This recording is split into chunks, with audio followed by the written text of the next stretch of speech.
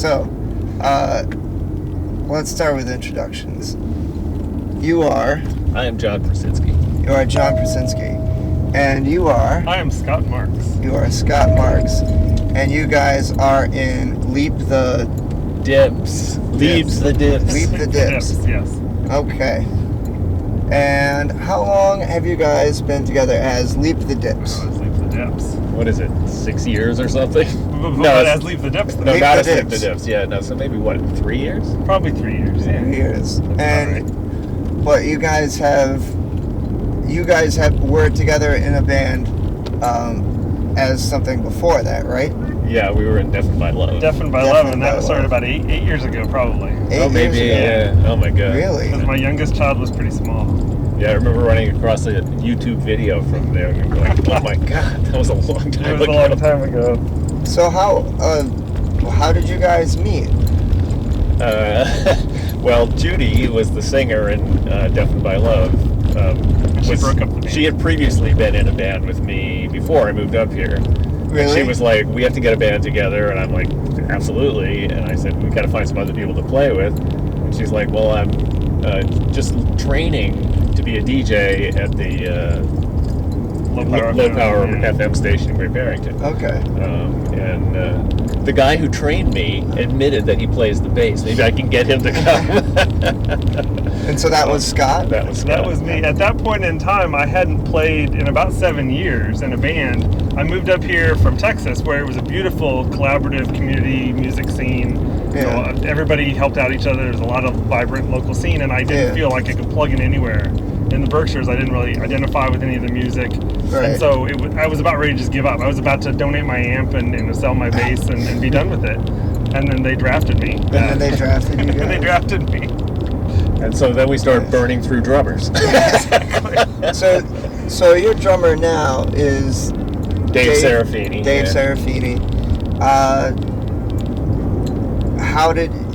So he was not your first drummer though, not in Deafened by Love? No, actually the very first drummer we had was a guy named Mike Brex, who has a construction business in West Stockbridge, and he hadn't played drums for a really long time, since high school. He had sawdust on his drum from the garage. I remember that.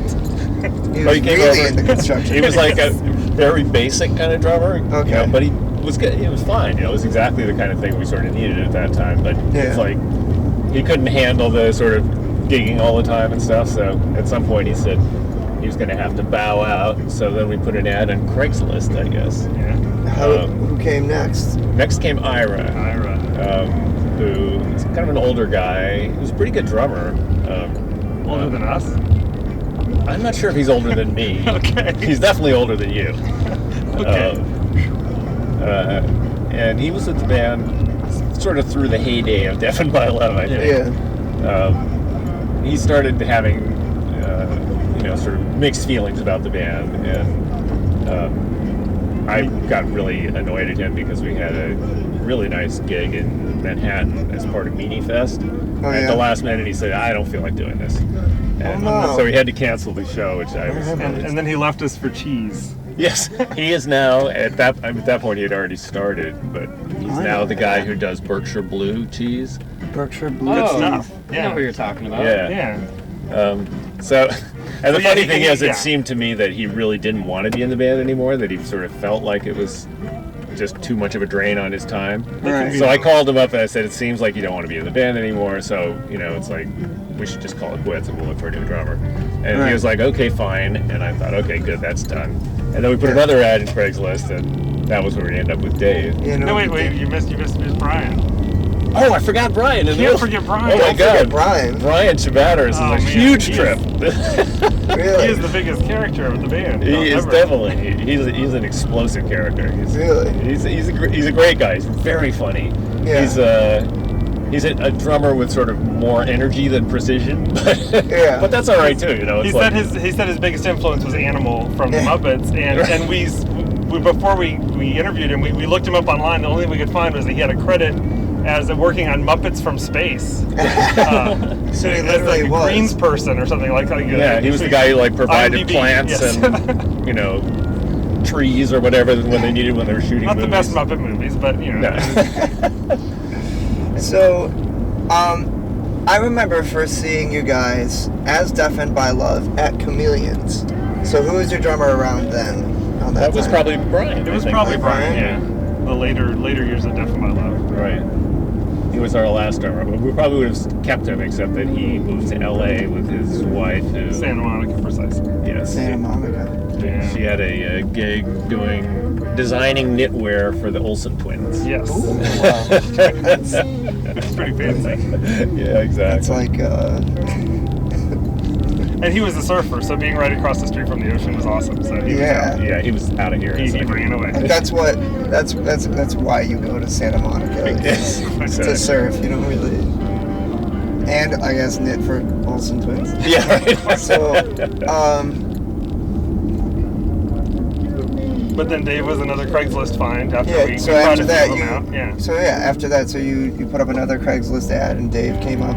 Yeah, we just like interviewed, I don't know, 2 or 3 drummers, and everyone that came, we were like, I don't think so. And then Dave came up, and we're like, that's awesome, let's That do works. it. Yeah. So he just auditioned, and you.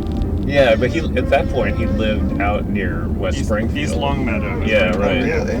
But he was doing a lot of commuting for a practice. It'd be like he'd drive longer than he'd practice. So. In those days, we were rehearsing at least once a week, and he would, Yeah. drive an hour and a half to practice. We'd practice for an hour, and then he'd drive back. And we kept Yeah. saying, "Is this all right, Dad?" And he's like, "No, it's great. Don't worry about Maybe that's why you got a divorce. it." Who knows? Anyway. We'll leave that for another episode. Sorry, Dave. Yeah, we'll wait for. We won't want to forget about that. But I think this is. So, whoops. The microphone here. So, it is my understanding that neither of you, in fact, the entire band at this point, knowing that Dave was from East Longmeadow, but neither of you are natives to Berkshire County. That is Not in correct. the least. John, where are you originally from? This is a long story. I was born in Beirut. My dad was an engineer working on the Trans-Arabian pipeline. So I was there until I was like 5. Then we moved out to northern Saudi Arabia, where we lived in a little pump station town for the next 5 years or so. And then back to Beirut. And then we went to Abqaiq, which is near Dhahran, which sort of figured in the news in the Gulf War. And then I came back to go to college in the States, BU, and I can't park here. I've pretty much been here ever since. So that's my long story. Okay, I that's came right before I came here. I lived in New York. So. Okay. And Scott, you too are not a Berkshire County Not native. at all.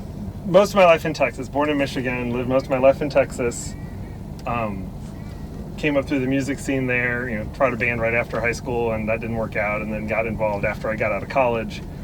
Did some touring. Actually, with my band, I toured up to Vermont, and we played in Great Barrington. And that was my first ever time in Massachusetts. Oh yeah. And I was like, hey, it's nice up here. We need to look at moving up here. And so, we were fleeing George W. Bush as the governor.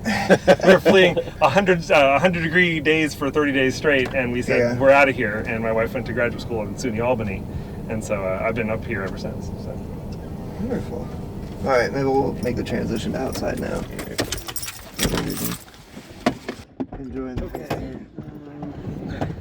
Probably take the phone down at this point. Yeah. Probably. We can leave the tape on it if you want. Okay, so we're gonna do some individual questions right now. All right. I'm gonna start off with something for you, John. Is it true that you once were a taxi driver? It is true. What can you tell us about I that? saw that picture. Yeah, I was a cab driver in Boston while I was in college, which was in some ways the best job I ever had because, especially in those days, I was mostly like cooking in short order kitchens and stuff like that, which was fine, but it was the first time in my life I'd ever had a job where I didn't have a boss watching what I was doing. And the cab company, I drove for the Checker Cab Company, and their basic deal was you go in the morning or whenever your shift starts, pick up a cab, drive for the shift, and come back, and whatever money you got, they took 60% and you took 40%.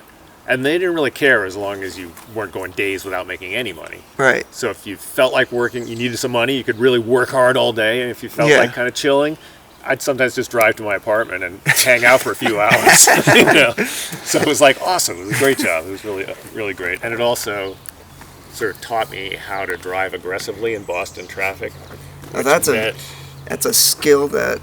Yeah, the problem is it sort of destroyed my driving habits. So I used to terrify people who rode in my regular car for like years afterwards. It took me a long time to break those habits. All right. I already figured that out.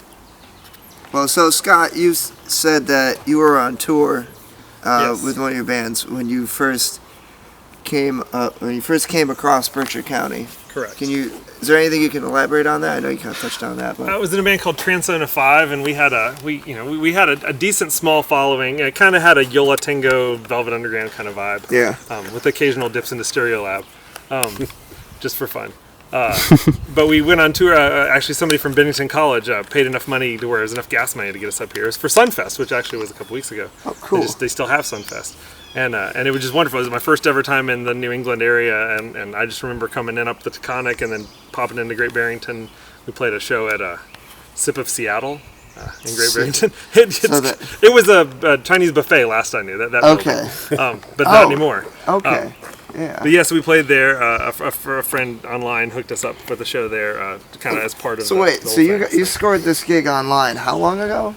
Long time ago, 97, 98, 97, yeah. Wow. It was nice because not everybody was online at the time, Right. so you could be online and you got a little more notice. And we had our record put out by a label in Philadelphia. Oh, what was the label? Lounge Records. Lounge Records. So Asteroid Number 4, members of Asteroid Number 4 were the ones that ran the label. And we ended up playing a show in Philly with some of those people. And actually, Asteroid Number 4 played a third Thursday a few years back. Oh, just really? Completely randomly. I was like, Sweet. that's just weird. It's like, whatever. But that was lots of fun. Berkshire County connection there. Yeah, I think I know what the Chinese buffet you're talking about. It Yeah. used to be, it was something else it was before. Right, and it was a coffee shop back then. Sip of Seattle. All right. So you should tell them we're doing a re-release of the. Oh yes, Transona 5 re-release. We're getting a double LP Legacy collection coming out. It should be Excellent. out sometime in the fall, hopefully. It's wonderful. So It should be fans of beautiful. Transcender 5. Yes, This is going to be the collector's edition exactly, of all time. exactly. Um, Hopefully they make some money back. all right, we'll bounce back over to John. So, how many copies of Dr. No have you sold, or your album Dr. under the Maybe. name of Dr. Dr. Maybe? That's right. Oh And no! why do I Dr. Yes, it's not Dr. Dr. No, No. it's Dr. Maybe. Dr. Oh, Maybe. man. Well, it's funny because I went up to Canada and rented a house by myself to record this thing because I just had to get away from everything where I could just focus on it for like 10 days. And it was done, and it was the first time I'd ever done anything like that, and I thought, I got to get some of these printed up so I can sell them. You know, it's Yeah. kind of a little too early to be selling a lot of stuff on the internet. So I thought, how many should I get? I thought, well, I'll tell you what, I'll get 1,000 now, and then if I need more, I can always order them. So I don't know exactly how many I sold, less than half of them for sure. Enough to break even on the cost of it, but I still have quite a few boxes You of still, them. but, because I've seen you share stuff on Facebook about how you've like seen people like selling them for, like reselling Yeah, them, it's like every once in a It's- while I'll Google it and I'll find the Right. album like collectors or some yeah, sort right, of like, exactly. oh, On this is eBay obscure. it'll Yeah. turn up, you know, it's like I had some DJ for like a space music station in northern England get in touch with me and ask if he could buy a copy. I'd say, I'll just send you one for free. What the hell? So you never know. The farthest away I sold it through Sonic Bit, so they would give you, like locations where it was selling, and the farthest Right. away I ever had to send one was some little island in south coast of Australia, down on the southern tip of Australia. Really? So it's been all the way around the world anyway. Wow. To Tasmania and back. Well, along those lines, the Skip Tracer, the band I was in before Transona Yeah. 5, we had an LP out, and Yeah. we saw one on eBay recently for $55. So I think there was only 200 printed of that.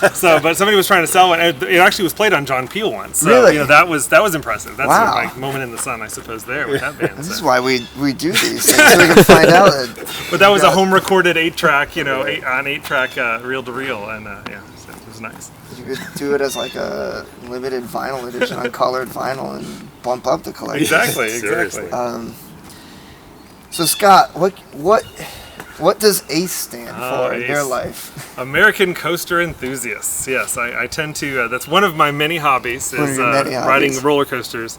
I think I've ridden like 230 different roller coasters You're right two, now. okay, 200. Around 230. My daughter is around 147 right now. So that's Wow. different At roller 9 years coasters. old. Yeah, 147 different roller coasters. But yeah. what about overall, like your overall Oh. roll, like ride I can't count? I couldn't count that. couldn't I, count? I did 25 turns on one of the coasters just a couple weeks ago. So it's 25 in a day. So So yeah. it's beyond double digit yes. thousands. Definitely. Okay. Well into the thousands. I don't even try to keep track of that anymore. But yeah, I go around the country and I like to experience new things. So I like to hike on new trails. So that's why I've been on all these trails. Yeah. Hike to everything, new music, new roller coasters, amusement parks, new everything. So new all the time. So.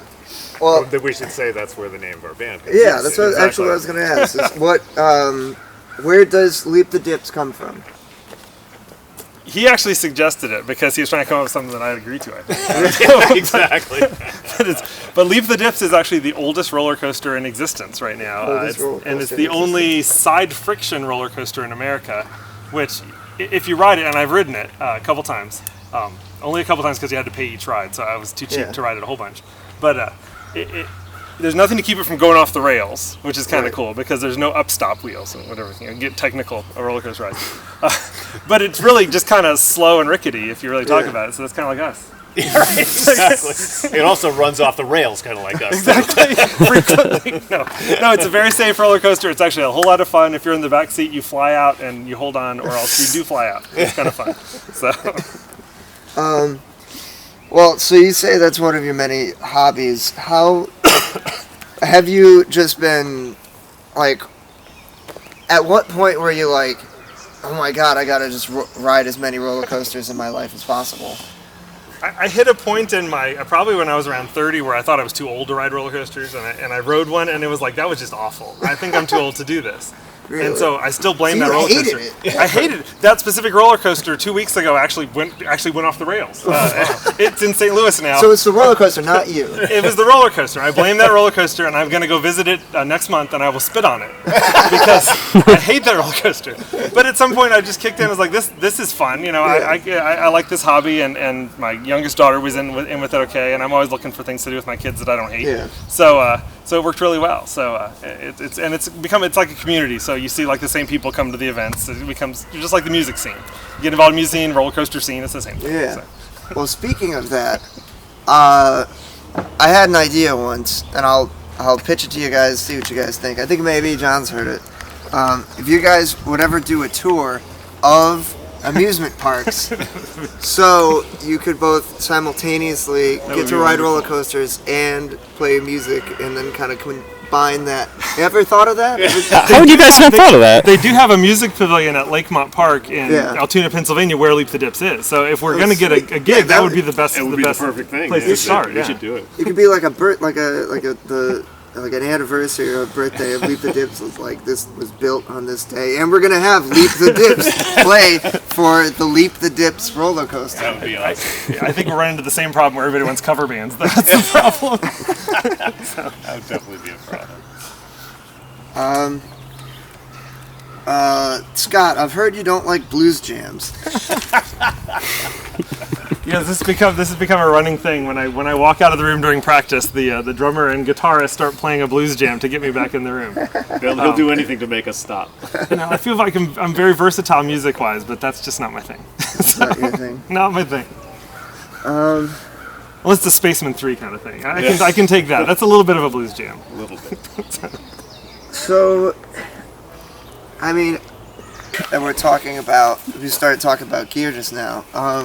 Because I've noticed that you've got a pretty big,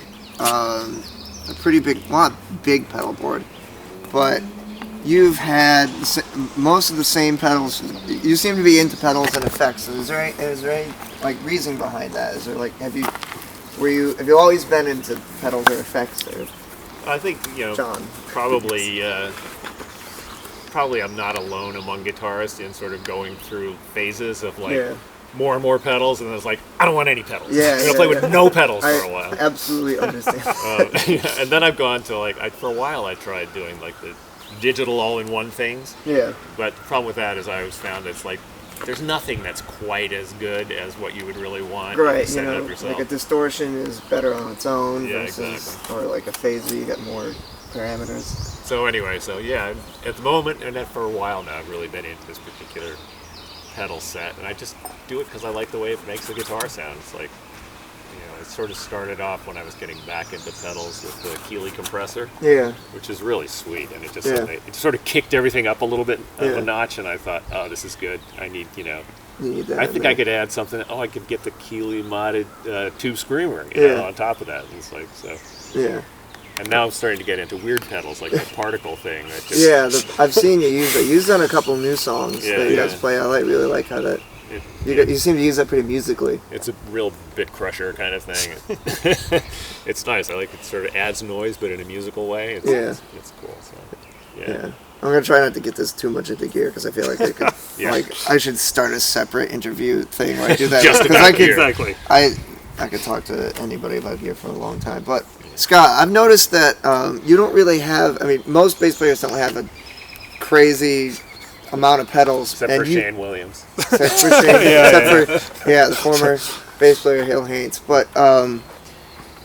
But you recently, you've always been like a straight amp guy, and you recently added a so throwing the big muff in there. Yeah. I don't know. I feel left out in the pedal thing. I've always played in bands with lots of pedals, but I never really have. So this is new for you to not have as many pedals. I've never really played with a lot of pedals, but the band, the guitarists I play with always have a lot of pedals. I've never played in a nice clean band, So not much punk. It's more expansive soundscapes for the most part.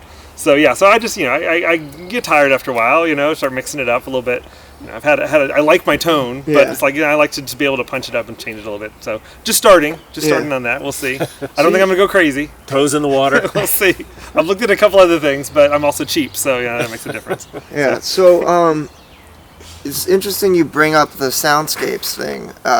Both of you seem to have a history of that, like, I can tell that both in the type of music you listen to and the type of music you write, you both seem to be interested in the more reverby, soundscapey, kind of ambient, droney kind of side of that. Is that like something that, I mean, clearly it hits off in your musical relationship. Is there anything common additionally about that? Or?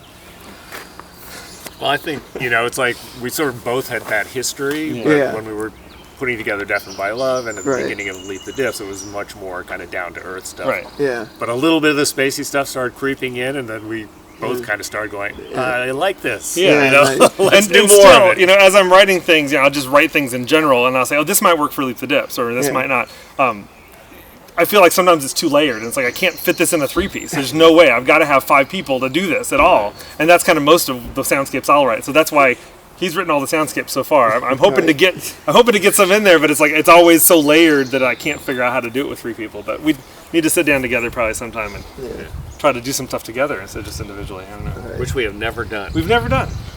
So I've got one more question before we should probably go back into the car, because that's when I want to start doing playing some of their music again.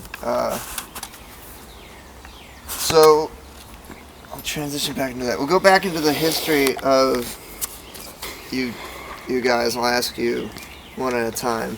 History of Leap the Diffs.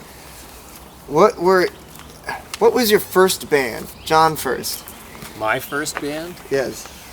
I don't know. There were sort of guys I jammed with, but the first band that first I actually played band with, the Leaky Roof Circuit. The Leaky Roof Circuit. Yeah, it was named after an article in Sports Illustrated about sort of low-end racetracks. Yeah. Now, if you don't mind me asking, what year was this? I would say that must have been 1967 or something like that. 1967. Yeah, so that puts some context into your Throwback Thursday pictures. Exactly. The coily cables and the really big combo amps. Yeah, exactly. That's it. And Scott, what was your first band? My first one was Strange Tambourine. It was named after it was a lyric from a song by Adam Again, which was a band that I liked at the time, or the few of us liked. Yeah. And we had only acoustic guitar. It was like an acoustic guitar band. I played bass. I played bass because I had an ex-girlfriend whose father had a storage facility and somebody left it in a storage unit and they were clearing it out and I said, "You want this bass?" I'm like, "Sure." So had you played bass before that? Or? No, that was so that you was, just picked up bass. I got this bass, I put some crappy pickups in it and started playing in a band, basically. But our claim to fame, and this would mean something to a small subset out there, a bigger subset than it used to be. Our lead singer was Josh T. Pearson, who is like mega big now. He lives in France, and he's like revered by people all over the place. So Josh T. Pearson. Josh T. Yes. I think that's just. He would be embarrassed by our stuff. I think that's neat though. Like I think it's probably the coolest thing for like when bands start and somebody's in there just because like, oh, I was just given this instrument. I'm just here. Yes. It's like, yeah, I'll play bass. That works. Like I'll play. Like I don't even. I can figure this out. Yeah, it's like, I mean, specifically about bass. Like it reminds me of the Mike Watt story in Min Man. He was like, I didn't even know a bass had 4 strings. And he's in a guitar store and the guy's talking about like, so you're into bass? He's like, yeah, whatever.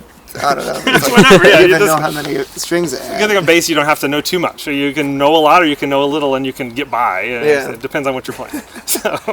All right. So this is beautiful. I don't know. I think we could. I want to. If I do want to get back into the car, I mean, unless we want to. I don't know.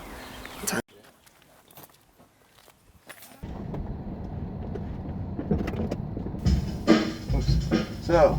I haven't heard this song for a long time. I know you guys haven't played it. Whoops. Sorry. So yeah. So John, what are we listening to? We are listening to Falling Up from our first EP. All right. And what's your first EP called, by the way? It's eponymous. It's not called eponymous. No. It's Leap the Dips, that's all. Leap the Dips EP. And so these were so where did these songs come from? Were any of these Deafened by Love songs? Or that kind of carried over? I don't remember what was in here. Oh yeah, One Way Ticket was a Deafened by Love song. And Buffalo also, right? Yeah. They were late Deafened by Love songs. Yes, right, exactly. But this marked your transition from Deafened by Love to... Yeah, pretty much. I think One Way Ticket was part of the reason why Judy left. She didn't like that song at all. Deafened by Love, yeah, exactly. And it kind of fit our new trio mentality pretty well. So. Yeah, exactly. Yeah, it worked out perfectly. This is that song. Right. This is much slower than we play it live. That is pretty slow. Yeah. And there's some songs that we do now that were Deafened by Love songs that Judy used to sing, and now John sings them. Some that we don't do at all because they just don't work anymore. Right. I miss being able to play the trombone. That's for sure. Yeah, that was fun. That was always fun. Wait, you played the trombone? I played the trombone on Don't Fade Away. So which is on our Live at the Bitter End. Live at the Bitter End CD from Deafened by Love. You can hear it on Spotify. That's true, you can. So is Leap the Dips on Spotify? Is it? I don't think so. It's I not? don't remember.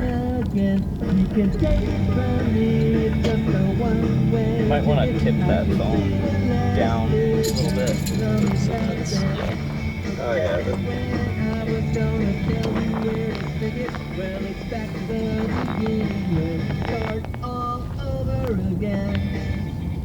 Here, we'll do that. And this is recorded in John's basement. That's true. It's true. And this is with,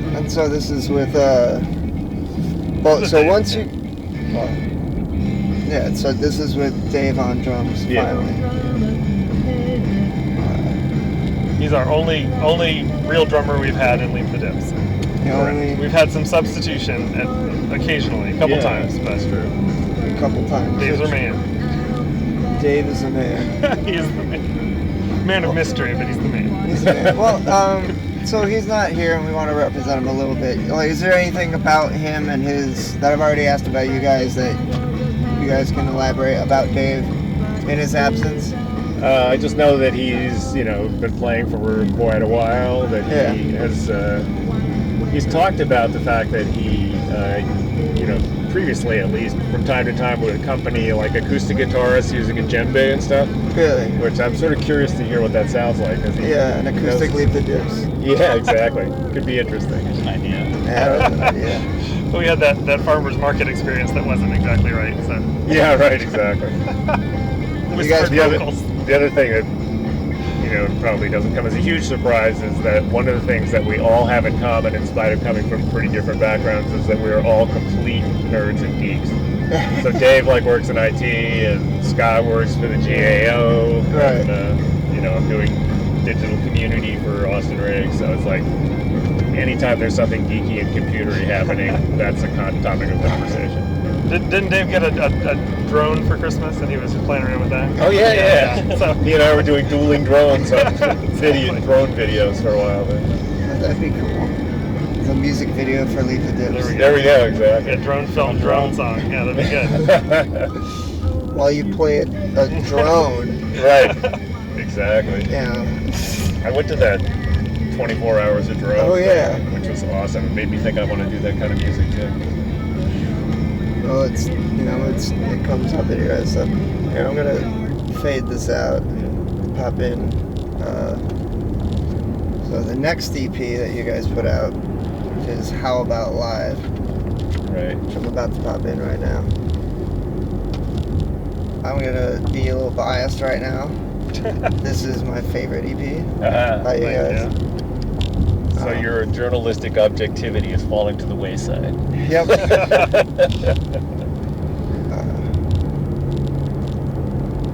This is a much better recording, if nothing else. Actually going into a studio and playing. So you mentioned that you went into a studio. What studio did you guys go into for this? This was Don Fury's studio in Troy. Who is Don Fury? He's a guy, I guess from New York City originally, who was kind of deep into the punk scene there. He had recorded a bunch of, pretty happening punk bands back in the day. And he kind of got priced out of being in downtown Manhattan. He moved out to Coney Island for a while, and then He got kicked out of there. Yeah, exactly. And then he opened the studio in Troy, which is really a nice studio. It's like it's kind of a shady area of Troy, but the studio itself is great. He's got one of the most awesome drum rooms I've ever seen. And he offers this great deal to bands where if you want to just record live to 2-track, it's a really cheap hourly rate, and he masters it right on the spot, and you can be there for 2 or 3 hours and walk out with a finished CD, which is what we did. It's like anything else. You play it live, and it's probably not going to be perfect, and if you listen, you can hear there are things that are not perfect about this, but we felt pretty good about it, I think. Who does, how do you guys come up, how do you guys come up with your packaging? I know it's pretty simple and some of it's straightforward. I mean, this one is pretty straightforward, but it seems like you guys have, I would say that's for a lot of bands who I see who do their, who DIY their whole recording to finished product aspect, you guys have a little bit of an advantage as far as a pretty good ability to make a neat looking final product. Well, I've been kind of in charge of packaging just because I felt like it and I did it. Yeah. The first So one, I I took time and actually, did a whole graphic design and Illustrator and got it printed and professionally and all that stuff. And the second one, I thought, it's really, the music is what's important, and I really want to spend the money again. So the huge amount of money I spent was on a rubber stamp that said "Leave the Dips" for like $15 or something like that. And then it was just recyclable cardboard covers and stamp the CDs and stamp the covers. Pretty straightforward, and I think it works. It's good enough. So this is mostly more recent material. Right. More recent, but we're kind of out of date now because we got to get back in the studio at some point. I actually had a theory that Scott was maybe a little hesitant about that we should have our thing as a band be that we're constantly writing new music and we never play the same set twice. That we would have all new songs for every gig. Every that we show, play. all new songs. That could alienate the audience, I don't know. Yeah, and also it's like, it could be a little hectic trying to come up with all that music and rehearse it in time for every show. But we do turn over material pretty often compared to some bands that play the same set for years. I know what that's like. Seems to be a common theme in most of my bands. The same set. I mean, the hard part's getting in sync for practices to be able to actually learn the new songs too. So, all right. So I want to ask you, John. I want to ask you guys about some of your individual songs. So this song is called John Angel, and John, you know this is a story that happened to you. Am I correct?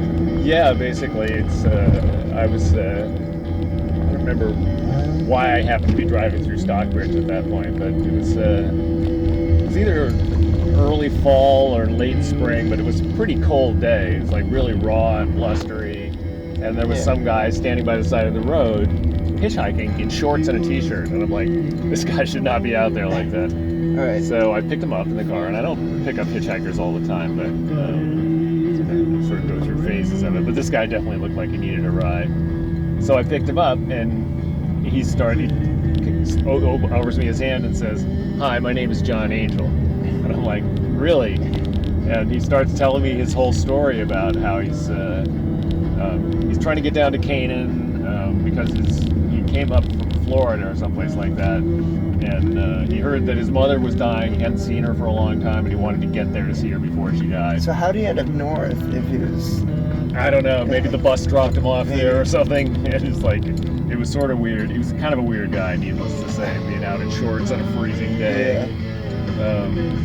But it's like,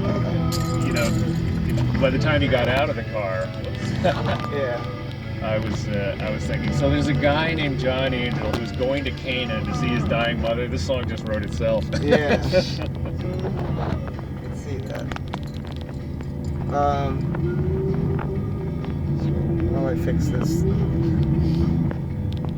We'll let John Angel sink in. And he was clearly a hard drinking man. He was clearly a hard drinking man. With bloodshot in his eyes. Some great imagery in this song, I must say. Thanks. Well, it's really almost all literally stuff that he told me, because he talked about how he was a mover for a living. And I was like, oh, that sounds like pretty hard work. And he's like, no, it's really more about knowing how to do stuff. And I thought, so it's like, it's not really about how strong you are, it's about knowing what to do. Like, yeah, there's another line, I got it. This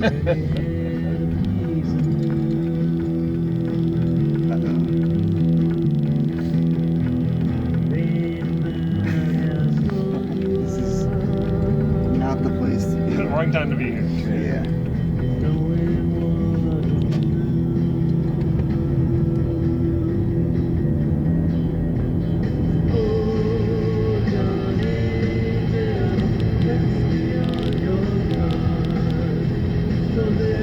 Scott, one thing I've commented to you before is how I really like your bass lines, specifically because they're very, they kind of toe that great line of or that hard to hit line of simplicity, but accenting the rest of the band. Right. I think this is a really good example of that kind of song. Well, I mean, a lot of it comes from me not being very technical as a bassist at all. So, I don't just hit the roots of chords, but I'm not super technical, and I don't slap bass, and I don't do weird things. But so and the drone history, it kind of fits in pretty well with the drone stuff. You kind of get a groove going, and there's minor variations, but you're repeating a theme and working off the drummer ideally, and accentuating different things, and just kind of keeping it as basic as possible, but still interesting and driving the song. So. One of the things I really like about his bass playing is that it's very melodic. It's like he sort of thinks about the melody of the song in terms of how his lines are constructed, so that I put up together scratch tracks where I would just sort of play basic bass to it. But after he sort of thinks about it for a while and plays what he wants to do, after that I couldn't imagine hearing the song any other way. It's like becomes part of the fabric of it, which is great. Thank you. So we'll go on to this next one. Let's say Scott Marks pen tune. Yeah. Which was a new thing for me with Leap the Depths. I'd never really, I'd written a few things, but never actually performed, written for a band, for an ensemble at all. So, There Is No Scene. Scott, what can you tell us about any of this? Because a lot of this there's a story to a lot of this. This is a big, this was, I was writing a lot of things, and I was like, I had this exercise to say, what if I wrote a song that was basically a collage of kind of support and give a nod to the bands in our local scene. Right. Let's just do a cut and paste collage of lyrics from songs from local bands. And it was kind of happening around the same times that the club where we all played was disintegrating, was Chameleons. And then for some reason, it just kind of it kind of hit this little groove where I was referencing Logan's Run repeatedly through it. So we had the color changing of a chameleon and the color changing of Logan's Run, and then all these lyrics from bands, and then other things thrown in just about not playing in front of an empty room, which kind of is part of our life at the point. Right. So, and just there is no scene, but there kind of is, because it's a little, I felt very supportive, at least through it, very supported. Yeah. But yeah, and then most of the bands on there are gone, but That's true. We need a version 2. Yeah, version There is no scene. So how many local bands whose lines do you take from? There's between 8 or 10 local bands in there that I've grabbed things from. I've got an annotated lyric sheet. I haven't looked at it in a while, but... Because I can definitely, I know the You know some of them there. Yeah, I know some of them because You were in the bands. I've been in 3 of them. A few of the bands, right. And thank you for being in those bands. I've been trying to place where I've heard the other ones. There's some Sarah Rayner in there. There's some Numenon in there. There's some Proof in there. There's there's several. I think there's a line from The Damaged in there, if I'm not mistaken. Yeah, I know. That's where I thought you were my good friend. That's a Proof thing. It's a Proof thing. Okay. Yeah. Yes. Like I said, I've heard them all before, and I'm like, wait a minute. But that becomes like a fun activity. It's like find all these songs. Yeah. My favorite line in it is still, "Are you happy now? Just fall for it." Fall for it. It's classic. No one will know why it's classic. That's true. It's funny. That even makes it more classic. The people that matter know. Hi, Andy. Hi, Andy. Hi, Andy. I wonder if you'll even see this. He's moved on. Yeah.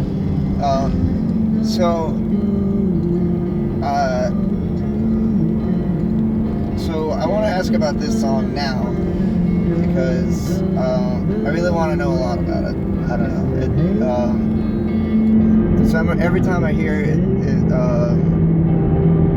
it's like I don't have any reference for another kind of song like it, other than maybe something Coldplay would do, but like it's better than Coldplay. So. Alright, now I'm actually on the phone. There you go. The phone's still going. Okay, well we'll try the phone. But I mean, I got you guys here. Like, what is this song about? Well, it's sort of it's like a relationship song basically. It's sort of about trying to take care of the person that you love who's going through some hard shit. And, sort of, it's like you want to take them out of wherever sort of sad place they are and go out and find some place to sort of just get going, and move out. On the other hand, it's like it wouldn't be me if I didn't put all kinds of apocalyptic imagery in there and stuff, like hurricanes blowing in the window, and in my head it's like, something horrific has happened. It's like the streets are full of, water that's flowing down with broken, furniture in it or whatever, and you're just like, come on, get up, let's go. We gotta get out of here, kind of thing. Yeah, although this may be happening.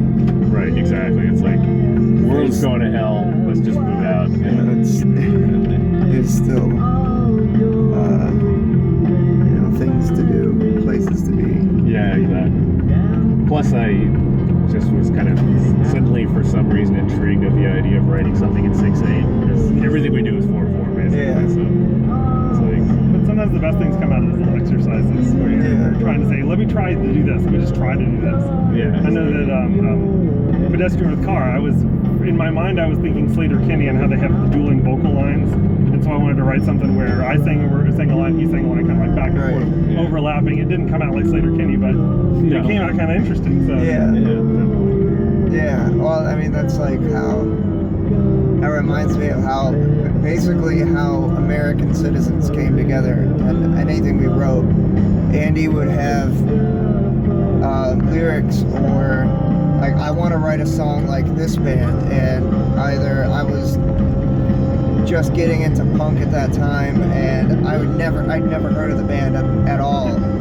If it wasn't for John McGrath, like translating that and be like, okay, so this is what you play, I wouldn't know anything at all, or like what to be playing or what kind of song Andy was trying to get out. But in the end, like, say it would be like oh, I want to make kind of Andy wanted to do kind of like a old school hardcore punk song, but along the lines of this band, not this other band. So then John McGrath would translate that to me and say like, okay, so play these kind of chords and really fast and just 2 chords or something like that, and I'd be like, okay, like, well, I have no idea what bands you want to talk about, but Just tell me what to play.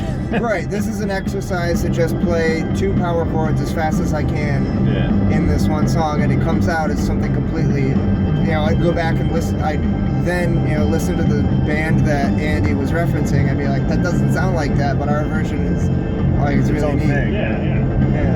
Yeah, actually, I find a lot that I'll hear something, I'll go, oh, that sort of sounds like something I would like to do, and I try to do it, but I've learned that I'll never come out with something that sounds like what I'm trying to do with start with, but lots of times it comes out to something I like anyway, so it's like, right. I don't have to worry about sounding like some other band, because even if I try, I can't really. In Transona 5, we did an exercise once where we had a song that we played all the time, and we said, let's play that song backwards and just try to play it. So we flipped the song backwards and we just played along with it, and it became a completely new song, and you would never have any idea that See You Soon is this one flipped is No Door flipped over. It's like they're totally different songs. But one was just, let's flip it over and try to play it, and then go with it from there, and it evolved from that point. So It's like Twin Peaks with the dwarf who they had him talk, and then they played flipped his recording backwards, and then had him learn to speak it backwards. I used to do that with my Casio SK5 all the time. Sounded like I had a speech impediment. Yeah, right. So, I don't know if that's still recording, but what's next for you guys? Like, you said you wanted to record again? Yeah, at some point. I mean, we're starting to build up a bunch of new material, and I think it's like we were talking about, our direction is getting a little more spacey, and we'd sort of like to have a recording that reflects that more. Yeah. So, and we're writing new stuff all the time too, so it's like we're starting. Lots of old things that we never recorded, which is that we may have missed our opportunity at this point. But So you've done a lot of EPs. Are you ever going to do a full 4-album set? Yeah, go beyond the double album. You're going to do 4-album Odyssey. 4-album. We'll do a greatest hits, which just is a compilation of all our EPs.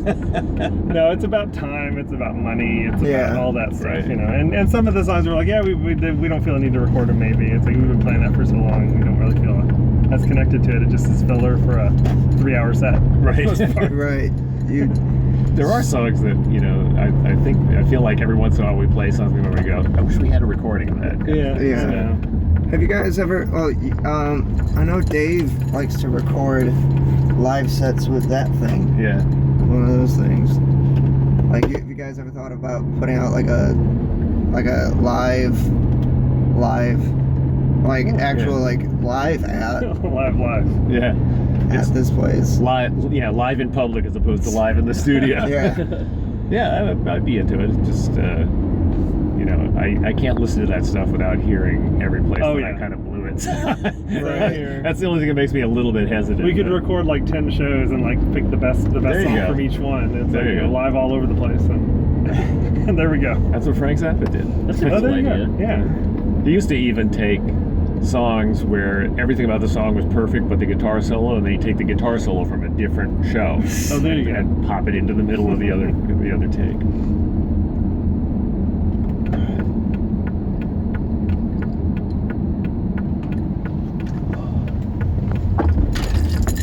So when are you guys playing next? We don't know. We don't know. We had a uh, chance at the 28th, but we don't. It's not going to happen. Yeah. Scott and Dave are busy all of June, so the next shot is July. So Next spot is Did July. I give you a June day? No, I didn't give you a June day. Sorry. it doesn't matter. Dave said you can't do anything in June. And that same list of dates was given to my wife just to plan a party at our house. So I'll take one away. Who painted these on your garage door? I did. Those are really cool. It's no skill involved whatsoever. It's traced Lichtenstein basically in the middle of the night. I just had a projector, just put it on the wall, and I traced it and Oh, wow. filled it in. It's all it is. Coloring book. Yeah. I Looks figured he great, stole though. comic books and put them in fine art. I took fine art and put them on garage doors.